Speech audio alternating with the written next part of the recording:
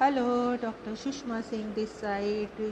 Today in Unit 1, Social Background of the Emergence of Sociology in India, we are going to start our lecture with the topic The Heritage of Social Thought in India. Indeed, India has a rich heritage of thought and reflection on social culture reality. There have been recorded observations in Indian society since the 3rd century BC. India has a millennium old living tradition contained in the religious and philosophical texts. These discuss ideas about the man and society. Several stereotypes impede an adequate appreciation of the Indian tradition of deliberations on man and society.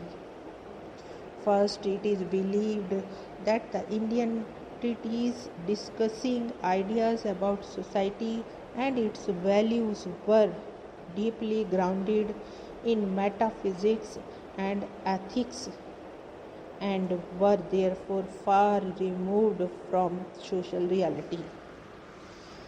For example, vested rights in intent and emphasis. They were ethically rather than sociological prescriptions for right conduct rather than propositions about any conduct. Whether right or wrong, their authors in short were lawgivers to the race rather than students of society. Second, they allowed the little scope for development of an empirical tradition in respect to knowledge related to man and society. Third, the ascription of inviolable sanctity to the ancient text. It is alleged inhibited the growth of critical and independent thought in later periods. The truth is that the ancient texts, Sahastra and Smritis, despite their philosophical and metaphysical content, were not concerned with the eternal varieties of truth only and did not ignore the existential reality of the time.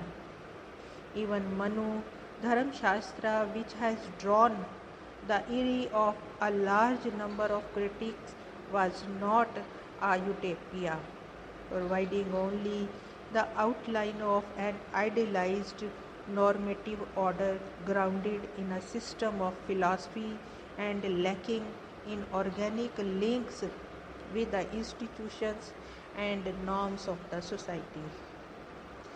These treatises abstracted the schematized from a wide range of elements of the social system of its time. The assumptions and principles underlying even the concept of dharma related to Desa, Kala, Patra. To comprehend dharma is not enough to learn its philosophy. Its empirical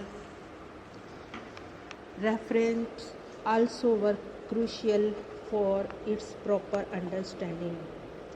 To take a concrete example, one may note the detail in which Manu described the rite of the Varna Sanskara in the society of his time. Manu, the upholder of the norm of maintaining Varna, did not summarily dismiss the rights of those who deviated from the norm after the fashion of Aristotle, who denied the rights of citizenship to the slaves in the Athenian society. Further, it is often forgotten that the scope and variety of ancient social thought were very large. Besides Dharma Shastra, it also produced Arth Shastra, Kam Shastra, and Varsh Shastra, Vastu Shastra, all of which related to the mundane life and social reality.